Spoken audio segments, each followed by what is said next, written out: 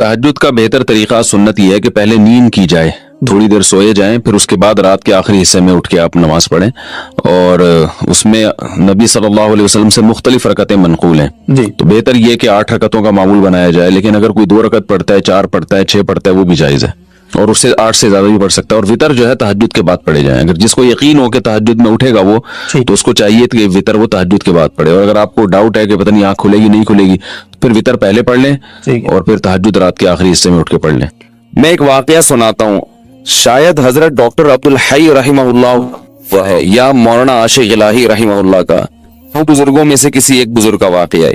उनका तहज्जुद का मामूल था, रोजाना पाबंदी से तहज्जुद पढ़ा करते थे।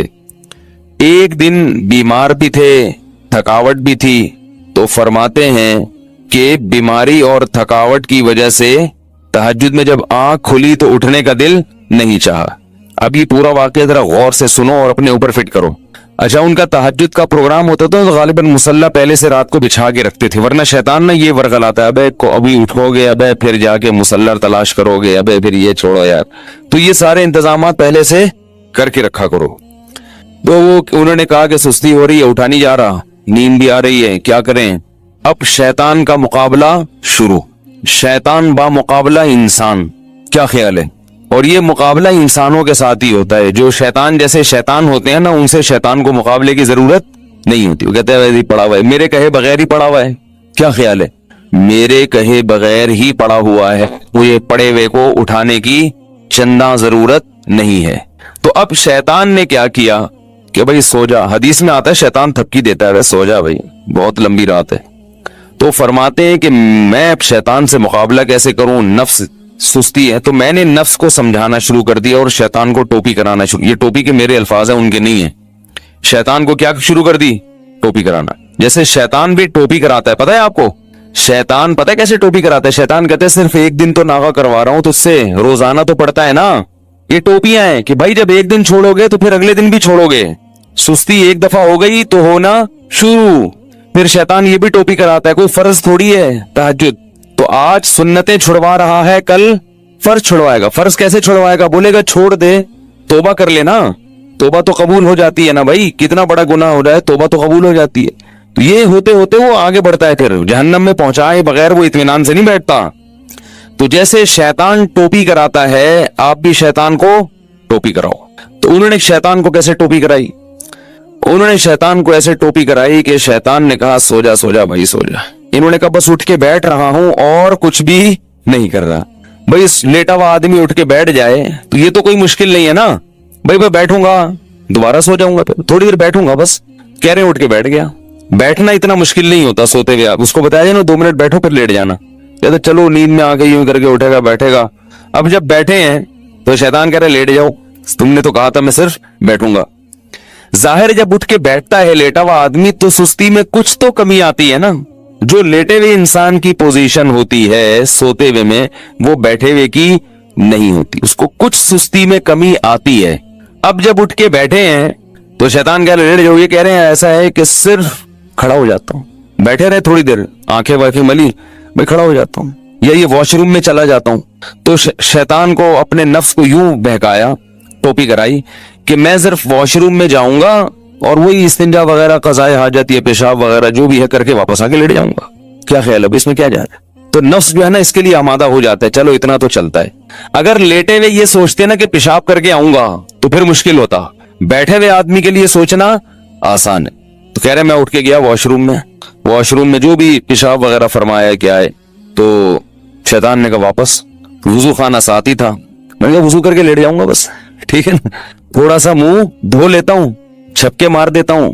ये वाकई मैं अपने अल्फाज में बयान कर रहा हूं, ठीक है ना, ताकि आप लोग बिल्कुल उसके मुताबिक चलें और आपको ये एहसास हो कि ऐसे हमारे अकाबिर ने किया, बुजुर्गों ने किया। तो इस तरह करने से क्या होता है, वही होता है जो उनके साथ हुआ, तहज्जुद की पाबंदी हो गई। तो अब क्या है, कहते हैं कि मैं गया और पानी के छपके मारे और पूरा वुजू कर लिया जल्दी से। वुजू के बाद भी शैतान क्या कह रहे हैं, आ जा लेट जा बिस्तर पे यार। कह रहे मैं बिस्तर की तरफ जाते जाते मुसल्ले की तरफ गया, जल्दी से नियत बांध ली अल्लाह अकबर करके। जल्दी से क्या किया, क्योंकि नियत बांधने से पहले सोचोगे तो शैतान वापस ले जाएगा। तो भाई अल्लाह अकबर कह के नियत बांध लो, फिर देखा जाएगा क्या होता है। तो नियत बांध ली तो बांध ली ना, अब तो हो गई ना। اب تھوڑی کہیں بھاگ سکتے ہیں, اتنا تو کوئی نالائق نہیں ہوتا کہ نماز توڑ کے بھاگ جائے. تو یہ ٹرک ہوتی ہیں سستی کو دور کرنے کی. نہیں آ رہی نا, تو اس طرح پڑھ لیا کرو نماز. آپ تہجد کی پابندی اس طرح سے کر لیں گے, تہجد پڑھو گے تو فجر تو لازمی ہوگی. تہجد کو فوکس کرو تو فجر نہیں جائے گی کہیں انشاءاللہ. اگر تہجد رہ بھی گئی تو فجر تو ہو جائے گی نا. شیطان ٹوپی کرا کے تہجد چھڑوائے گا تو آپ بولو گے یار بہت ٹوپیاں ہو گئی ہیں, تہجد چھوڑ دی, فجر تو فرض ہے. نماز خشوع و خضوع سے پڑھنا, وہ تو نماز پڑھنا کتنا مشکل, اوپر سے دل لگا کے پڑھو. نماز پڑھنا آسان تھوڑی ہے, 5 ٹائم پوری زندگی پڑھتے رہنا, پھر دل لگا کے, دل لگے نہ لگے کوشش کرنا لگانے کی, اور مشکل کام ہے. دل ہی نہیں لگتا انسان کا, ادھر ادھر لوگوں کو دیکھو نا نماز میں ناک میں انگلیاں گھما رہے ہیں, کان میں انگلیاں گھما رہے ہیں, پتہ نہیں کیا کیا کر رہے ہیں, ہلے جا رہے ہیں. میں ابھی اسلام آباد ایئرپورٹ پہ تھا تو ایک عرب آیا میرے ساتھ کھڑا ہو گیا. میں تلاش کر رہا تھا جماعت کے لیے کوئی بندہ ملے ایئرپورٹ پہ نا, جماعت کرایا کریں, اکیلے نہ پڑا کریں. تو جو مسلح بنا ہوا تھا, میں تھوڑا انتظار کیا, میں نے کہا دیکھوں کوئی بندہ آتا ہے. تو ظہر کی نماز تھی, میں نے کہا نماز پڑھتا ہوں. تو وہ عرب پینٹ شرٹ میں تھا, مجھے نہیں, میں نے پہلے پہچانا کہ یہ عربی ہے کیونکہ پینٹ شرٹ پہنی ہوئی تھی اور کلین شیف تھا. تو وہ عرب جماعت کے بڑے پابند ہوتے ہیں. اس نے کہا جماعت, میں نے کہا آ جاؤ. اب میں امام بنا, وہ مقتدی بن کے میرے ساتھ کھڑا ہو گیا. اب ساتھ جب کھڑا ہوا ہے وہ تو ہل رہا ہے, یوں ہلا رہا ہے, یوں ہلا. مجھے بڑی الجھن ہو رہی کہ کیا کر رہا ہے بھائی, تو تمیز سے کھڑا ہو جا تھوڑی دیر کے لیے. ہلے جا رہا ہے. پھر حد یہ ہوئی کہ پینٹ اپنی سیدھی کی یوں کر کے.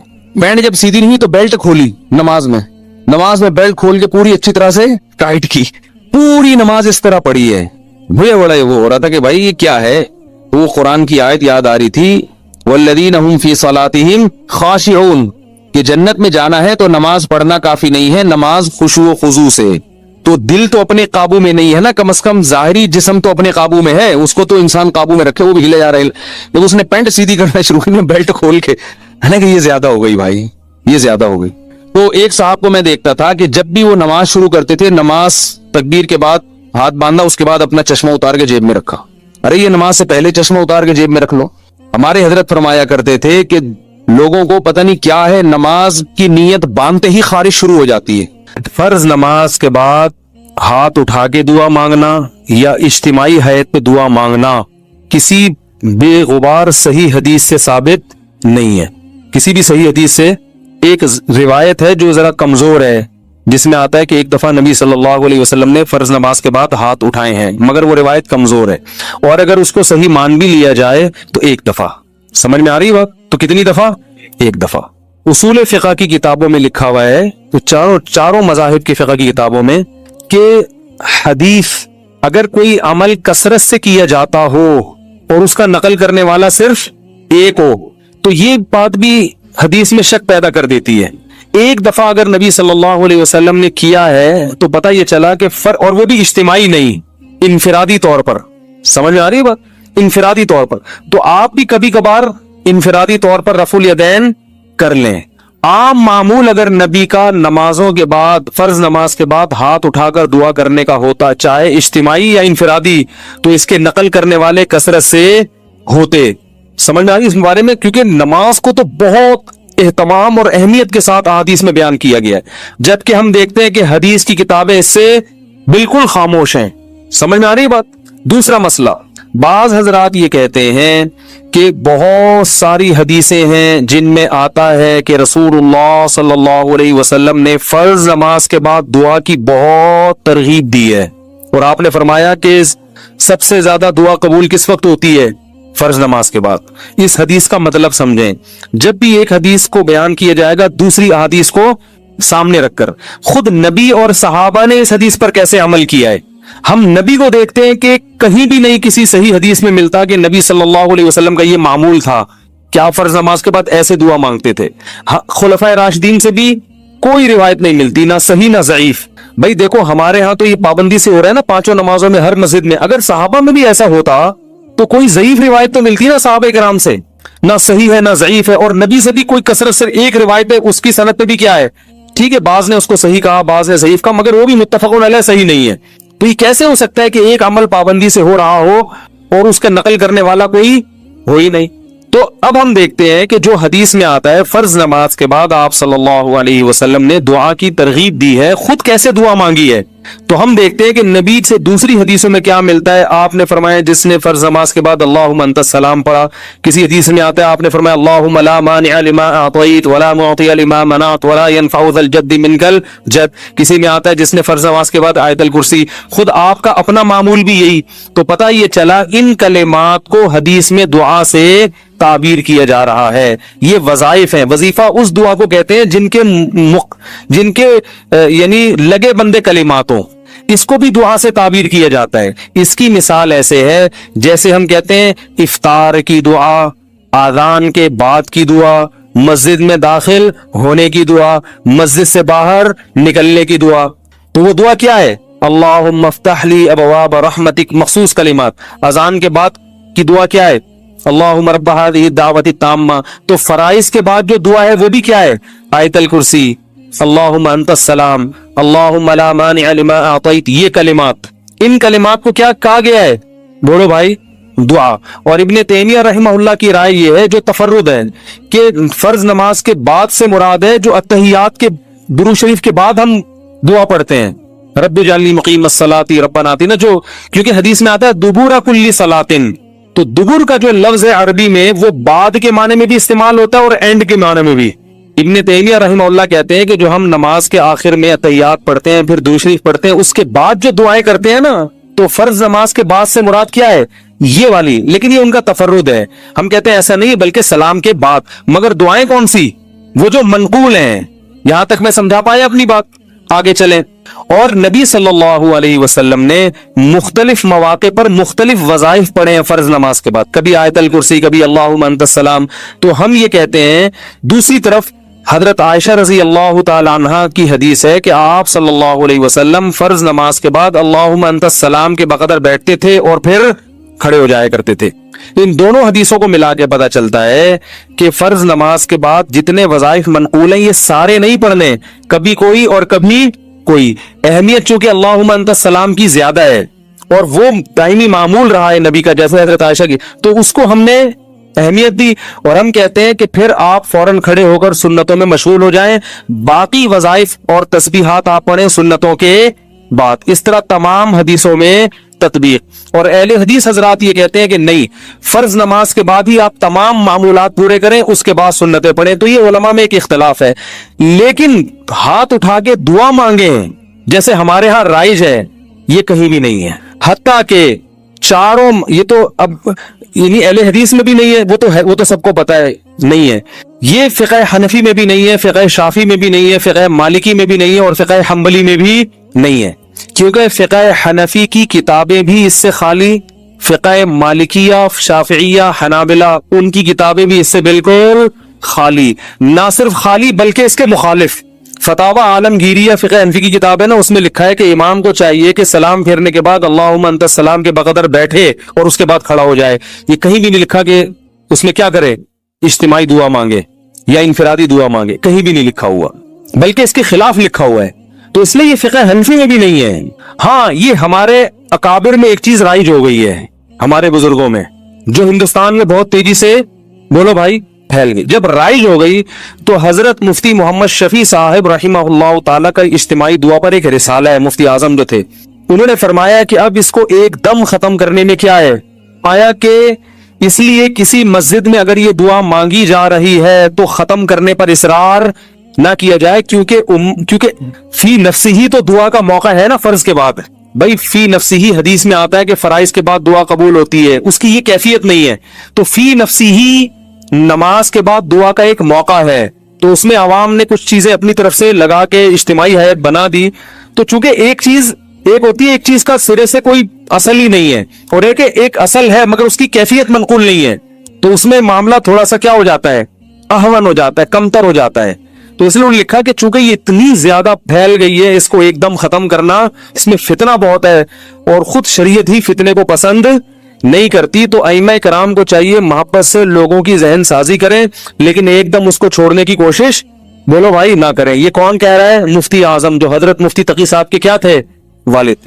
اس لیے کہ میرا جب یہ کلپ جاتا ہے نا تو بہت سے لوگ میرے خلاف ایک طوفان کھڑا کر دیتے ہیں کہ یہ حنفی نہیں ہے, یہ پتہ نہیں, یہ تو بزرگوں ہمارے اکابر کے خلاف چل رہا ہے, تو پتہ نہیں کیا کیا لوگ بنانا شروع کر دیتے ہیں.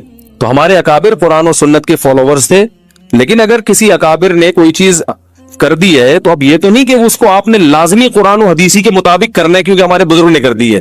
ایسا تھوڑی ہوتا ہے, کسی بزرگ سے بھی تو خطا ہو سکتی ہے, بڑے بڑے علماء سے خطا ہوئی ہے. میرے شیخ و مرشد مفتی رشید احمد صاحب, جن سے میں اتنے سال بیعت کا تعلق رہا, تو ایسا الفتاوی میں ان کے بعض مسائل سے ہم نے رجوع کیا ہے.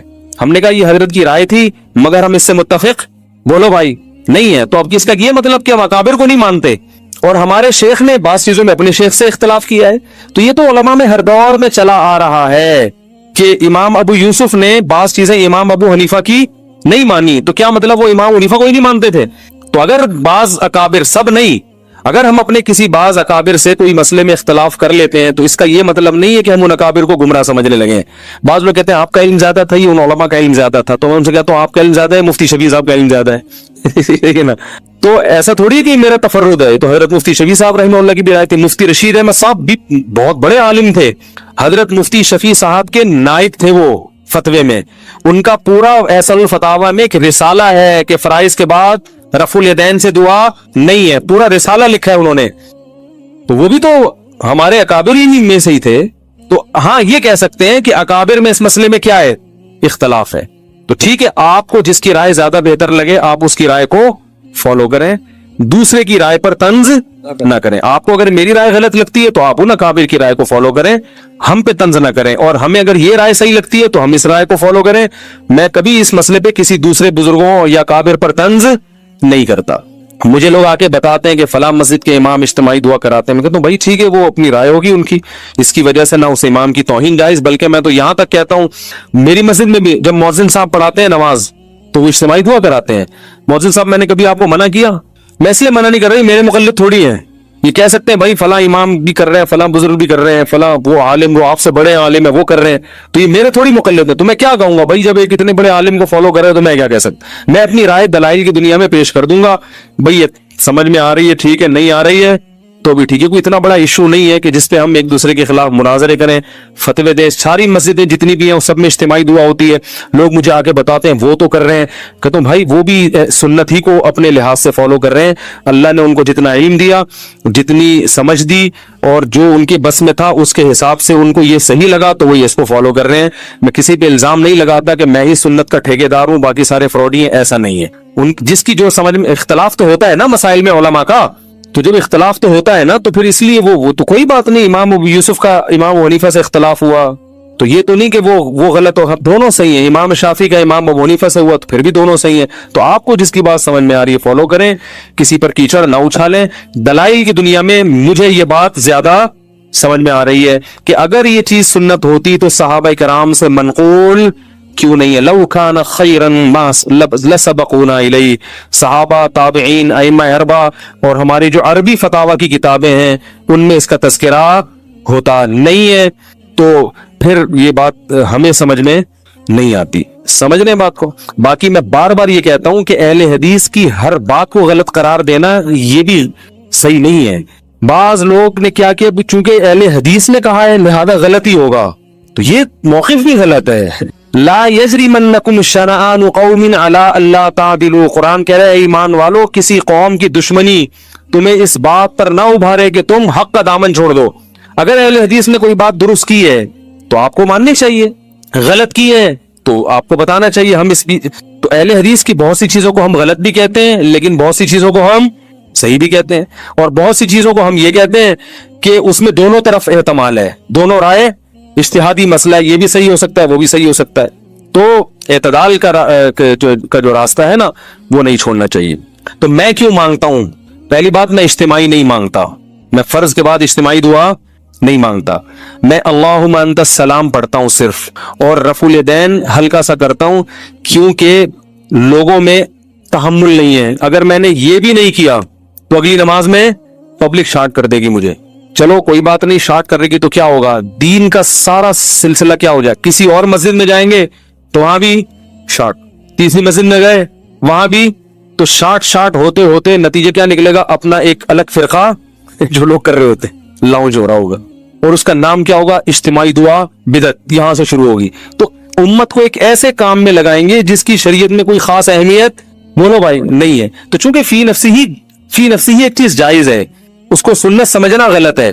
तो फी नफ्सी जब एक चीज का जवाज है और फी नफ्सी मौका भी है, तो उस गुंजाइश से फायदा उठाता हूं कि भाई चलो फिलहाल इतना कर लो इनफरादी, और अल्लाहुम्मा अंतस सलाम पढ़ो उसमें, और थोड़ी देर रफुल दैन कर लो, आवाम को बाकी समझाते रहो।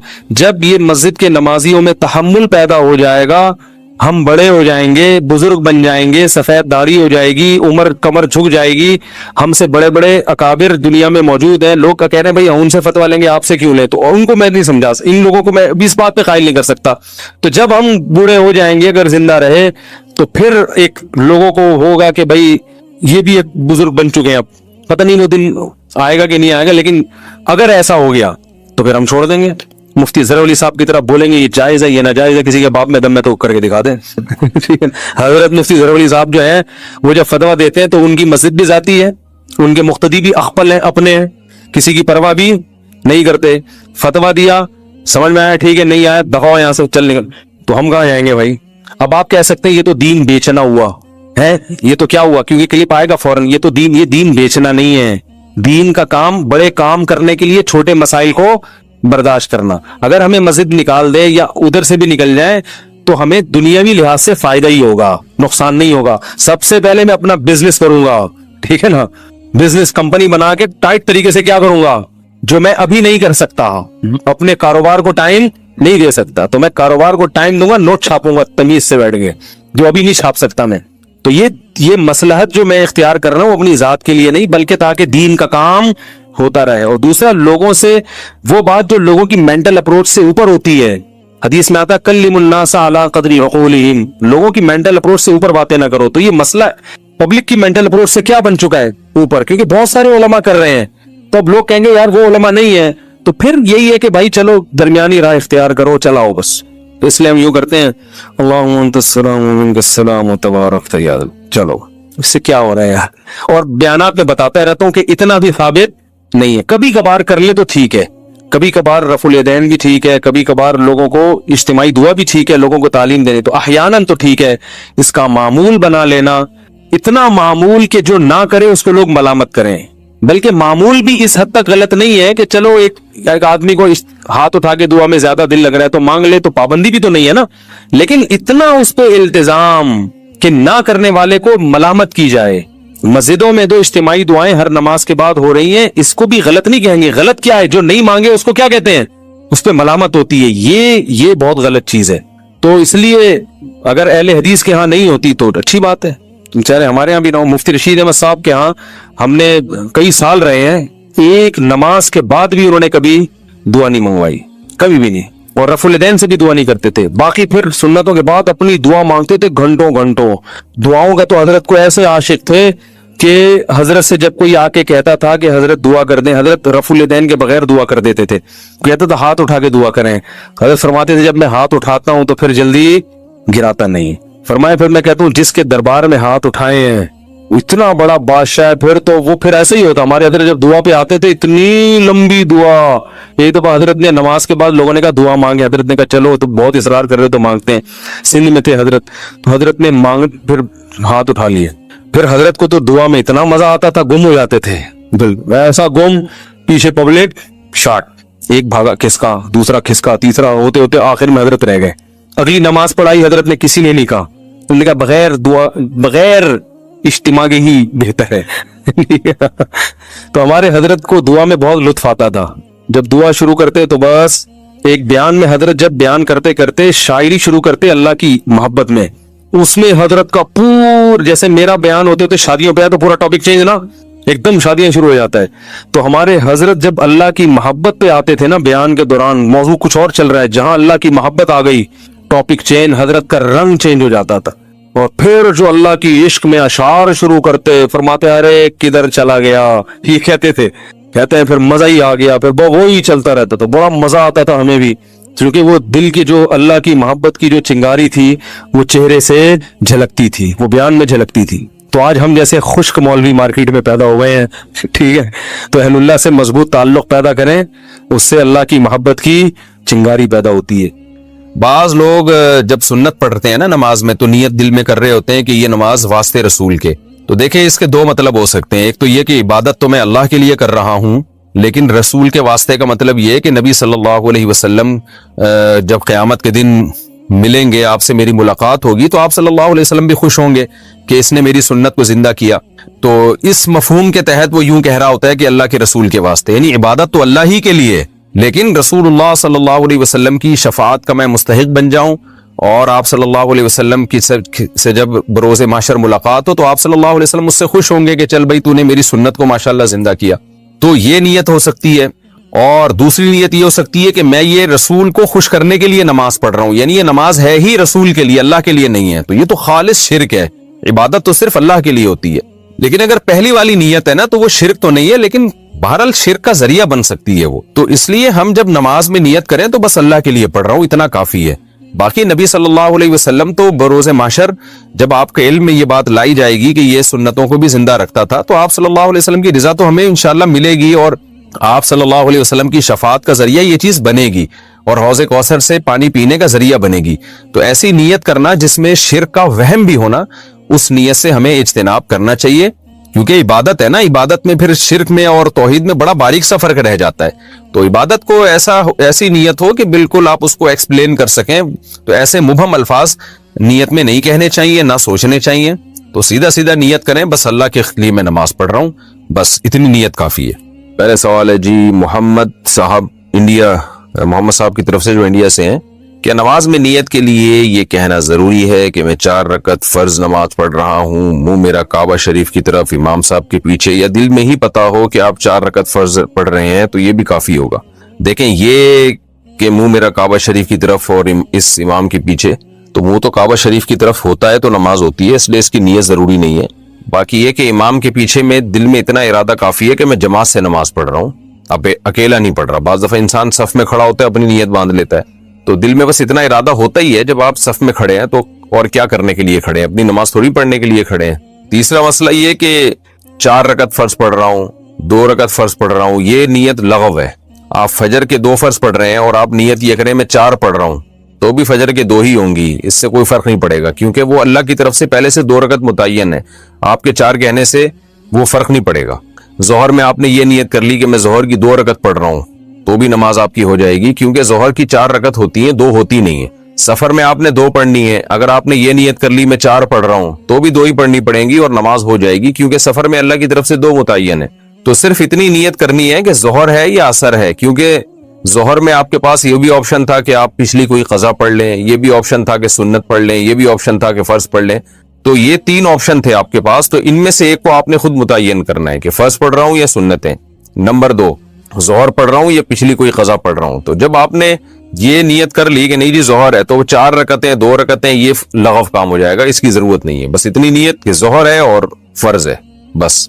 یعنی فرض سے میری مراد کہ ظہر ہے, آج کی ظہر ہے, یہ بھی ضروری نہیں کہ فرض ہے, کیونکہ ظہر تو ہے ہی فرض, تو سنت نہیں ہے.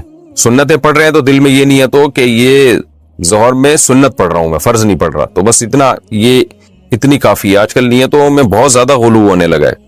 نماز میں نیت ضروری ہے یا تکبیر کہنا کافی ہے؟ فرض نماز میں نیت کرنی ہوگی یا صرف اللہ اکبر بولنا ہوگا؟ اگر نیت کرنی ہوگی تو وہ اردو میں کریں یا عربی میں کریں. سلمہ صاحبہ دبئی سے. دیکھیں نیت نماز میں ضروری ہے, لیکن نیت دل کے ارادے کا نام ہے, اور دل میں ارادہ انسان اپنی زبان میں ہی کرتا ہے جو اس کی مدر لینگویج ہے. بس دل میں نیت کرتا ہے میں نماز پڑھ رہا ہوں, تو بس اتنا کافی ہے. پھر جو نماز ہے اس کی نیت کر لیں, ظہر کی ہے تو ظہر کی نیت کر لیں, عصر کی ہے تو عصر کی, فرض کی ہے تو فرض کی کر لیں.